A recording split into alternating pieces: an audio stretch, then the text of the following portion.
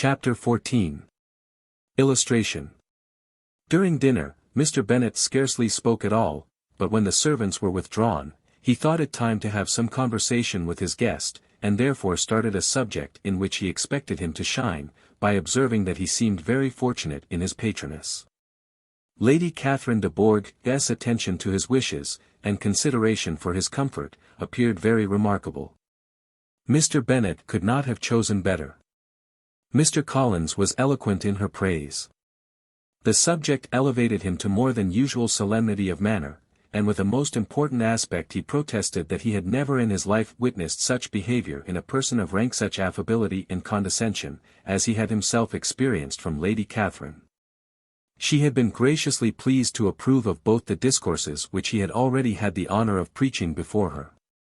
She had also asked him twice to dine at Rosings, and had sent for him only the Saturday before, to make up her pool of quadrille in the evening. Lady Catherine was reckoned proud by many people, he knew, but he had never seen anything but affability in her. She had always spoken to him as she would to any other gentleman. She made not the smallest objection to his joining in the society of the neighbourhood, nor to his leaving his parish occasionally for a week or two to visit his relations.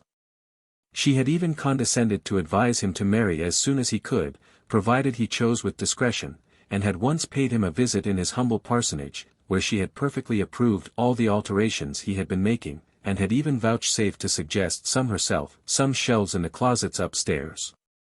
Degree that is all very proper and civil, I am sure, plus or minus, said Mrs. Bennet, degree, and I dare say she is a very agreeable woman. It is a pity that great ladies in general are not more like her. Does she live near you, sir, plus or minus? Degree, the garden in which stands my humble abode is separated only by a lane from Rosings Park, her ladyship's residence. Plus or minus. Degree, I think you said she was a widow, sir. Has she any family, plus or minus? Degree, she has one only daughter, the heiress of Rosings, and of very extensive property. Plus or minus. Degree, plus or minus, cried Mrs. Bennet, shaking her head. Degree, then she is better off than many girls. And what sort of young lady is she? Is she handsome, plus or minus? Degree, she is a most charming young lady, indeed.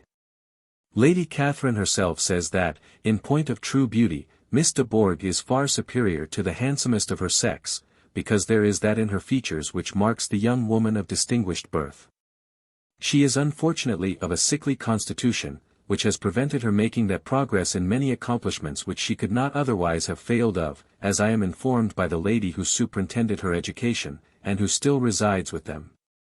But she is perfectly amiable, and often condescends to drive by my humble abode in her little phaeton and ponies. Plus or minus. Degree, has she been presented? I do not remember her name among the ladies at court. Plus or minus. Degree, her indifferent state of health unhappily prevents her being in town, and by that means, as I told Lady Catherine myself one day, has deprived the British court of its brightest ornament.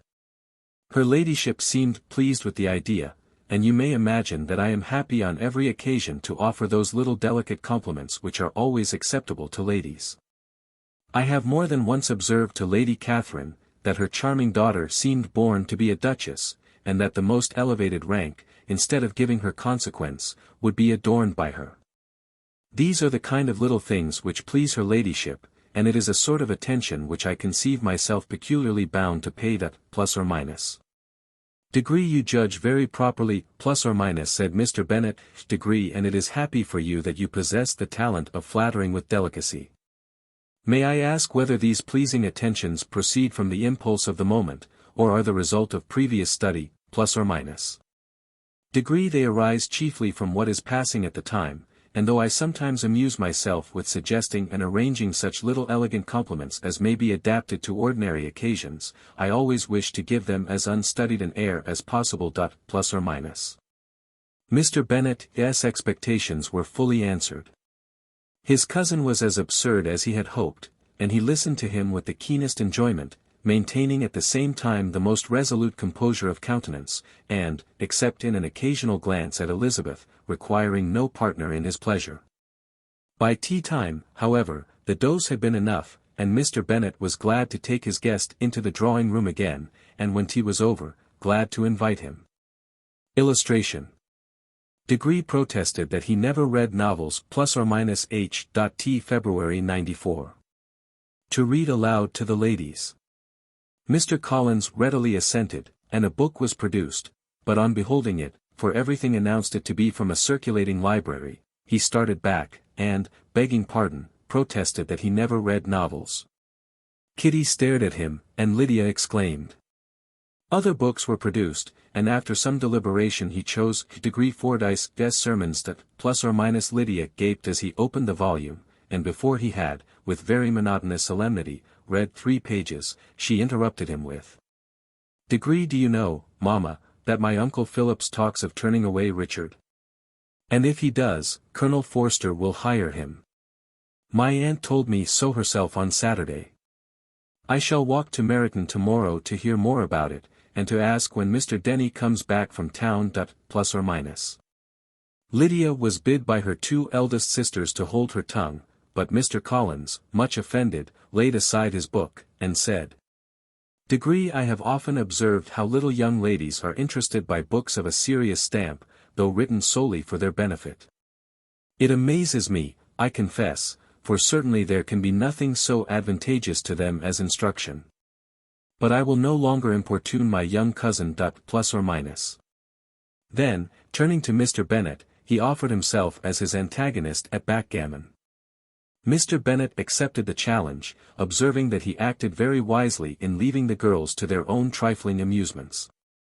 Mrs. Bennet and her daughters apologized most civilly for Lydia's interruption, and promised that it should not occur again, if he would resume his book, but Mr. Collins, after assuring them that he bore his young cousin no ill will, and should never resent her behavior as any affront, seated himself at another table with Mr. Bennet, and prepared for backgammon.